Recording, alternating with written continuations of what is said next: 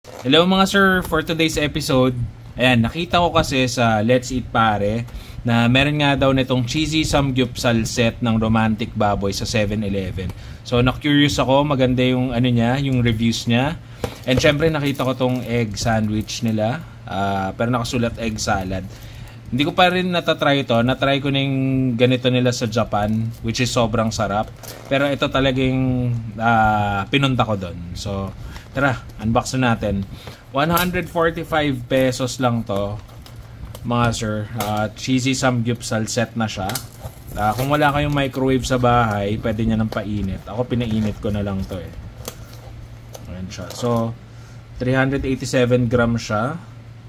Ayan, with pork belly, fish cake, cheese, egg roll, kimchi, and samjang.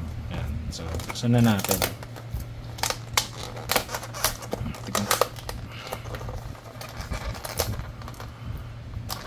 Medyo maraming anik ka.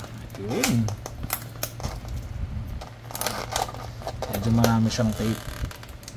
Ayan na siya mga sir. Yan. So, feeling ko, teka, matubig. Ito yung, syempre, ito yung samgyupsal with cheese, rice, tas ito yung samjang, malamang. Ito yung fish cake, kimchi, tsaka egg roll. Ayan, okay. So, yan siya. Close up mo pa, lab. Ayan na siya. Mukha namang siyang decent.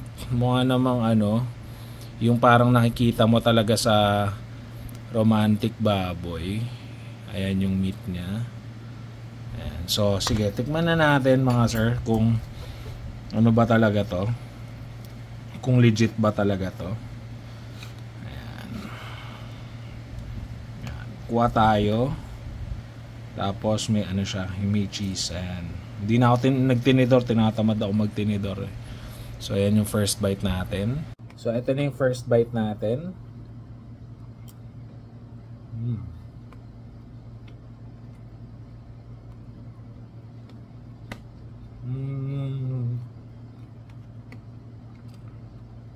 Lagyan natin samjang.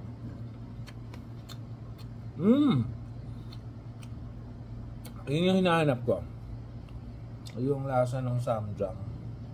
Sarap naman siya. In fairness, tikman pa ulit natin.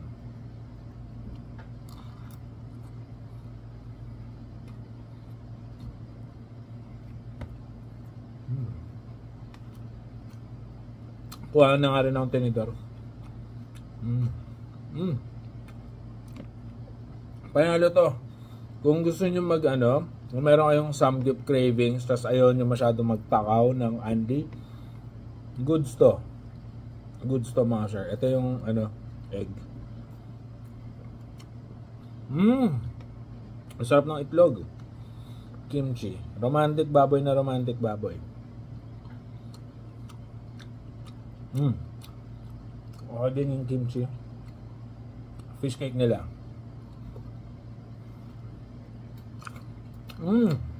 Panalo. Sarap pa.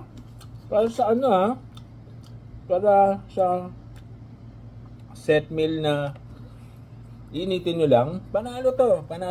Tapos 145 pesos lang. Ayan. Ito yung gusto kong i-try na isa. Yung egg sandwich nila. Kasi sobrang fan ako nito nung nasa Japan ako.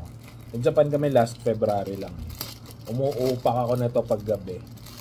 So, tignan natin kung pareha siya ng 7-Eleven Japan.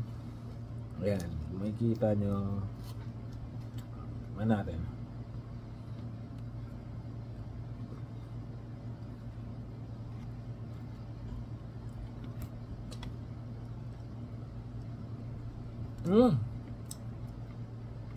Surprisingly good Masarap na rin to In fairness, masarap pa rin yung sa Japan, syempre. Pero pwede na to mga sir. Panalo na to. Magkano ba to? May price ba? Walang price eh. Pero siguro mga to. Di ko sure kung magkano to. Pero ang sarap mga sir Solid na yung niya, yung egg niya, tsaka yung tinapay niya, sobrang lambot. Palnaban na to sa sa egg sandwich nung 7-Eleven sa Japan. Nanalo. So, okay, panalo tong samgyupsal set meal. 145 pesos lang. Bagong-bagong labas pa lang to kasi kakakita ko pa lang siya sa Let's Eat Pare. So, try nyo na agad. Actually, dalawang 7-Eleven yung pinuntahan ko. Naubos na dun sa sa isa. Tas ito, nabili ko dalawa na lang. So, kasi nga marami siguro nagtatry kasi nga hype pa siya. So, try nyo. Sobrang sulit to. Yun, kung ayaw nyong magkaroon ng hassle sa pila sa Romantic Baboy, or kung gusto nyo yung meal lang, ayaw nyo mag-unli, pwede na to mga sir. So, don't forget to like and subscribe to my channel para kasama kayo sa susunod na food trip natin. Sobrang solid nito mga sir. Alam.